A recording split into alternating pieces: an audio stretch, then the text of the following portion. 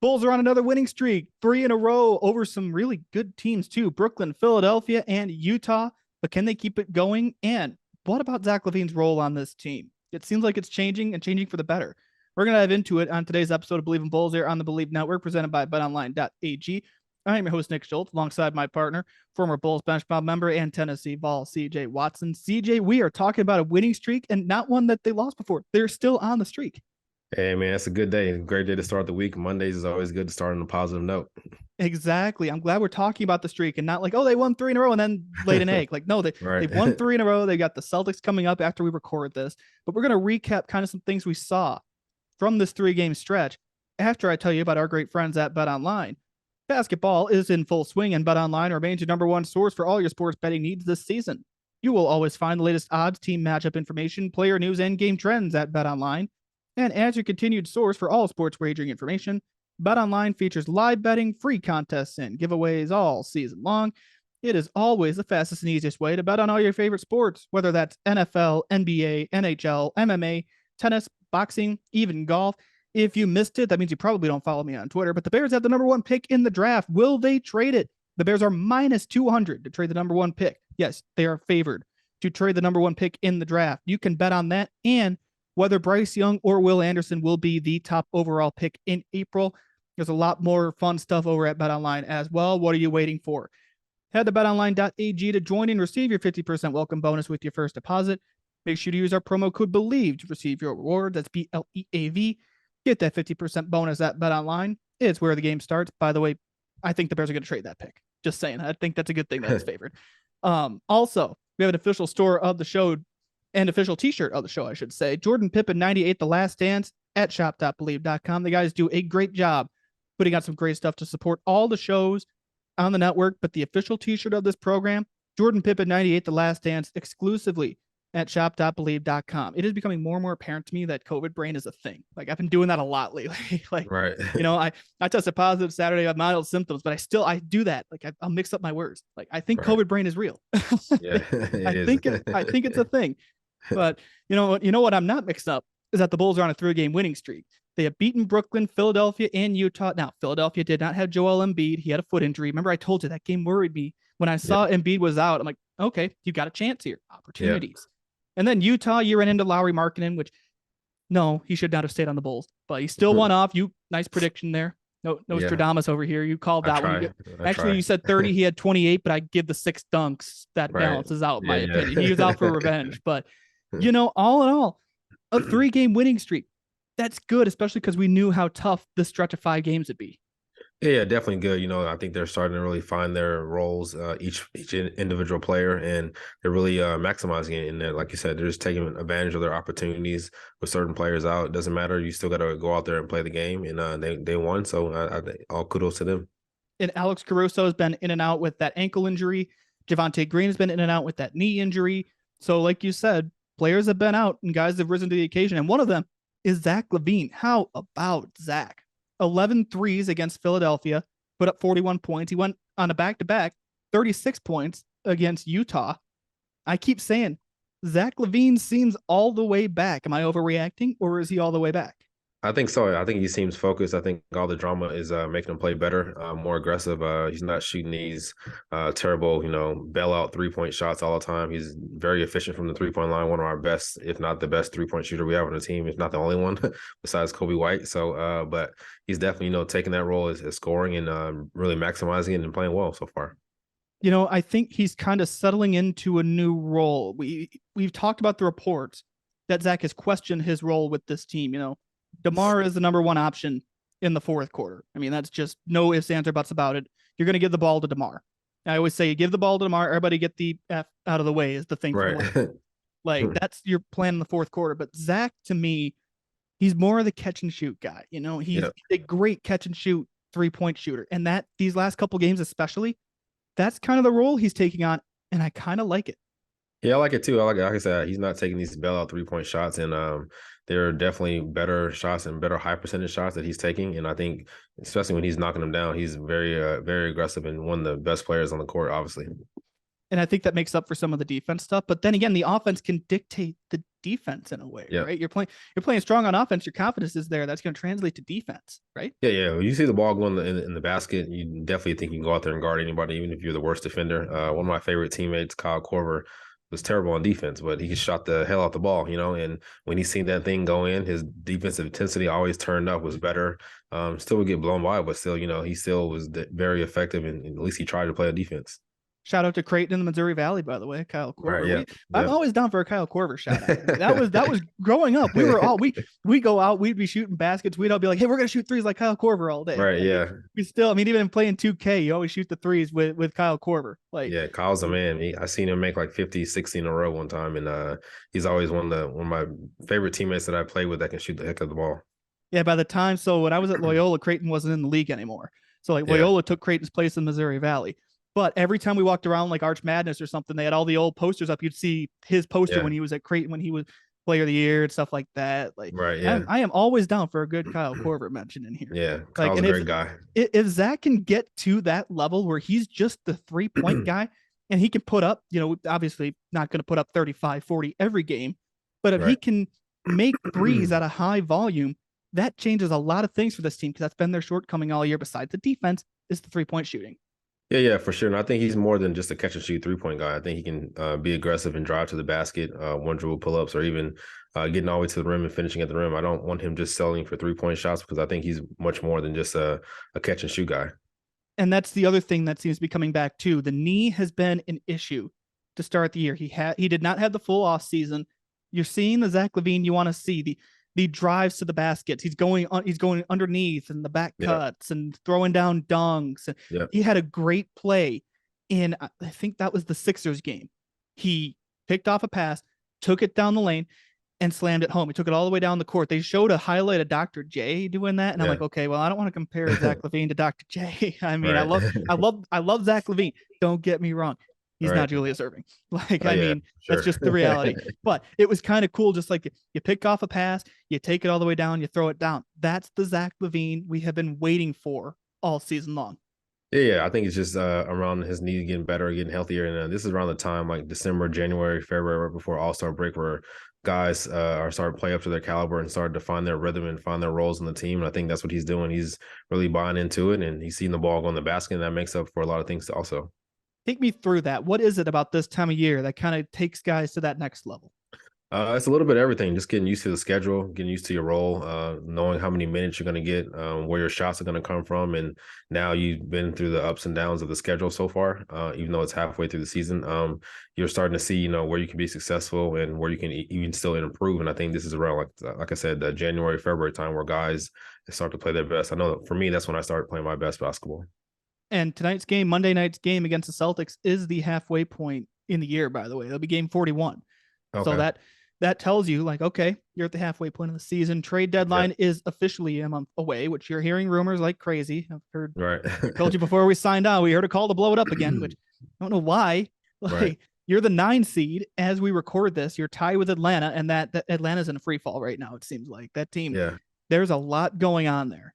Yeah. So Atlanta's struggling, but the Bulls right now, they're still in the play-in tournament. Like, that's where I thought they'd be this year. Yeah, I think I still don't see a need to blow it up. I think you see how this season goes. Try to get the best seed you can get, and then make some noise in the playoffs.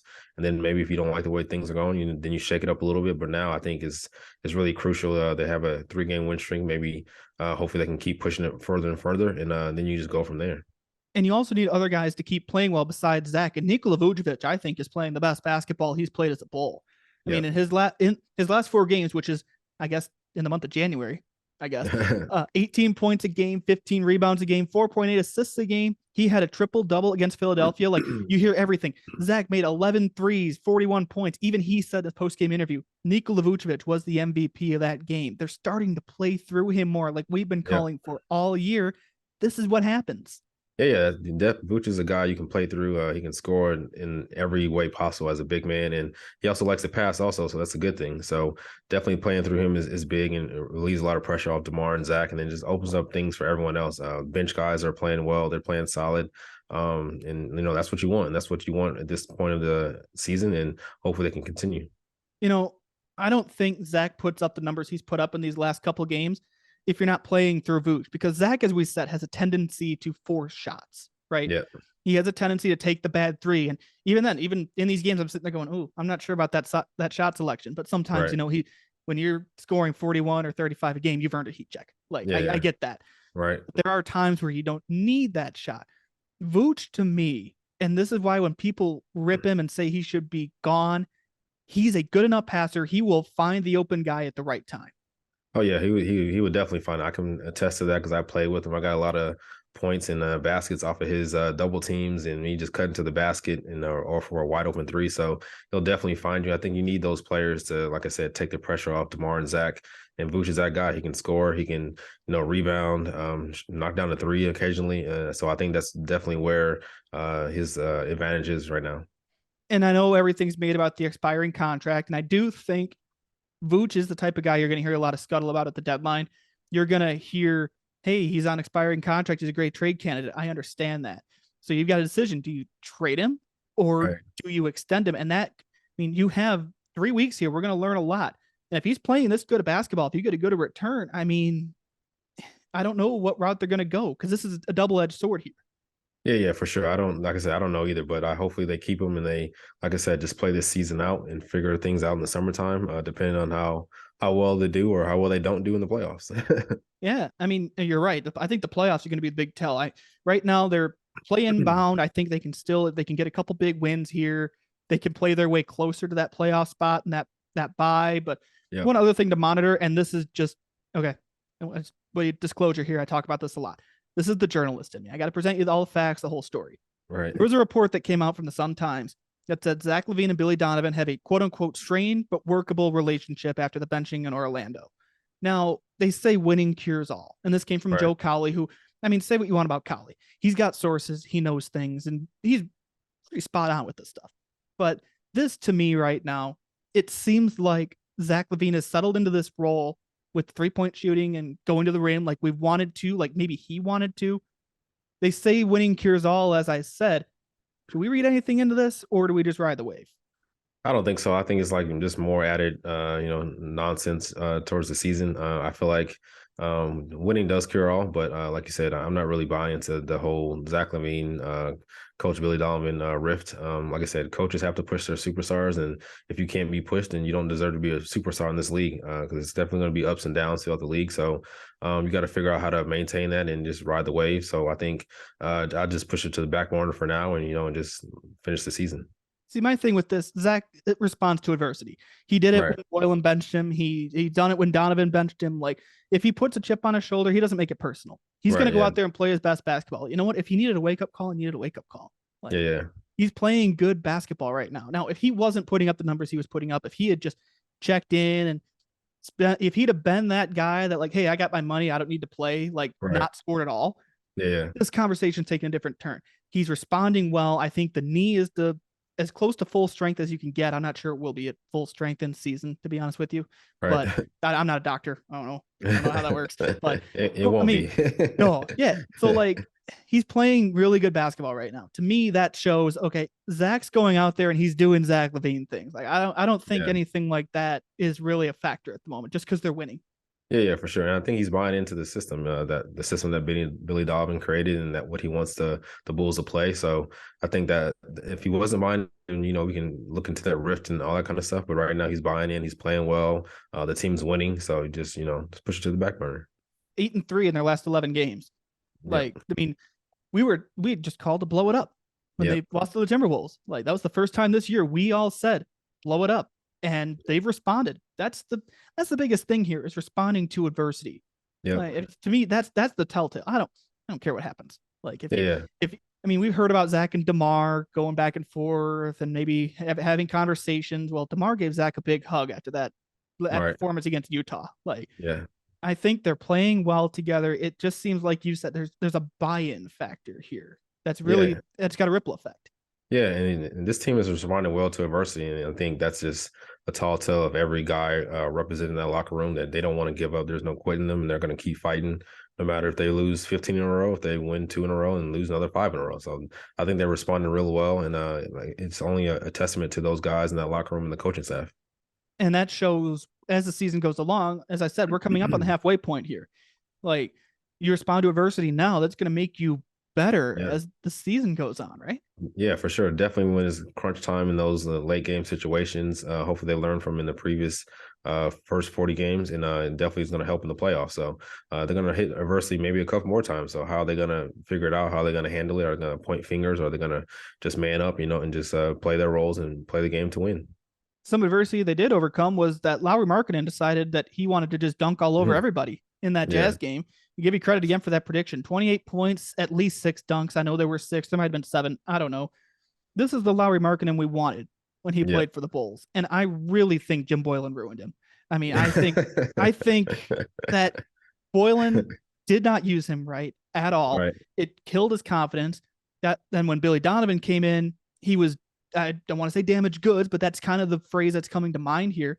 He Yeah. needed a change of scenery, and there are fans that say they shouldn't have traded Lowry. I disagree. That trade needed to happen. I'm happy for him. Just quit doing that Yeah. against the Bulls, huh? Yeah. It's like I said, every uh player is different. Some guys need a change of scenery, like you said, and I've seen teammates, play bad on the team I was with, but when they went somewhere else, they played great. So it's always about the coach, the system. Everything has to fit the city, all that kind of stuff. So like I said, I'm definitely happy for him. He's playing well, and the Jazz are doing pretty well so far. Not the greatest, but they're doing good. I'm old enough to remember when a guy named Cameron Payne played for the Bulls. And Cameron Yeah, Payne, look, he seems like a nice guy. He the became a dancing laughing machine, stock Cameron with the Payne. he became a laughing stock with the Bulls as the reality of Right, the situation. I mean, he was a punchline because he didn't right, perform well. right. Now he's a key player for the Suns. Like, I Yeah, don't hear people saying the Bulls should have kept Cameron Payne. Like, now, right. Exactly. Yeah. now Lowry, comparing those two, Lowry was better than Cameron Payne when he was in Chicago. I mean, Right. that's just the first name that came to mind here. But to say the Bulls should not have traded Lowry and they lost the Butler trade, well, the Butler trade brought you Zach LaVine. So Right. I still would do that trade. But he needed a change of scenery. It's going to happen. He's going to come out for revenge against the Bulls, though. Yeah, I think it's like every party wants to play good against their old teams. I know when I played against old teams, I always wanted to play well. And just give them a little taste of what they forgot. Well, and Darnell Mayberry at The Athletic brought up a good point. Let's say they did keep Lowry Markkanen. Lowry Markkanen's the number one option on the Jazz. I think maybe Mike Conley would, if you had to pick, Mike Conley be Right. number one. But right now in that game, Lowry Markkanen was the number one. Let's put him on this roster. Is he better than DeMar DeRozan? Is he better than Zach LaVine? Is he better Probably than not. Nikola Vucevic? Is he better than Alex Caruso? Is he better than Right. Lonzo Ball? Like, Right. Lowry Markkanen's in a good situation right now for him. Now, if it's sustainable long term, is a different story. But on Right. this roster, it's not a fit. Yeah, definitely not a fit. That's what you have to figure out as a GM and a president or whatever. Which guys fit best with different players. So I think Laurie fits perfect in Utah. I'm sure he's loving the city and things like that. And like I said, I see a good future for him in Utah with the way he's playing. Just don't eat the pizza. Don't eat the pizza in Utah. That's what Michael Jordan says. Do not Hey, eat the pizza out there. they want to call it a flu game, I guess. I mean, they can call it whatever they want. Right? Yeah. I don't know. I don't know what it was, but I don't know. I don't think it was the pizza. I don't know. I think it was food poisoning and the pizza. Like, if I mean, I've never been to Utah, but I do not plan on getting Right. pizza when I go out Yeah. there. Like, that's my advice from never having gone and only watching The Last Dance. No pizza. No pizza in Utah. Like, I mean, that's a good lesson, I guess. I don't know. I got a friend from Salt Lake. I never asked him how the pizza was out there. Right.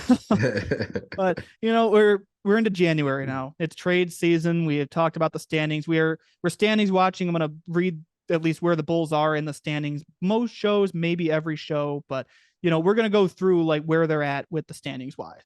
A 19-21 record has them right now tied with the Hawks for 9. But I want to say with the tiebreakers, they'd be the 9 seed if the season ended, halfway through. Miami's a couple games ahead. You got the Knicks up there and you got the Pacers. To me, that 6 seed is still attainable because the Sixers, Cavs, Bucks, they're a little too far ahead of everybody. But I Yeah. think you can still make a run at that number 6 seed. Yeah, I think it's still wide open, especially that bottom 6 seed, like you said. Those teams are still going through some issues, trying to find themselves also. And I think the Bulls have a great slate ahead, especially with the easiest schedule coming up the rest of the second half of the season to try and get back in those standings, get some winning streaks and climb back in the standings. Yeah, and you've got the opportunities is the key word here. And the Pacers right now, 23-18, they have the Bulls by 3.5 games.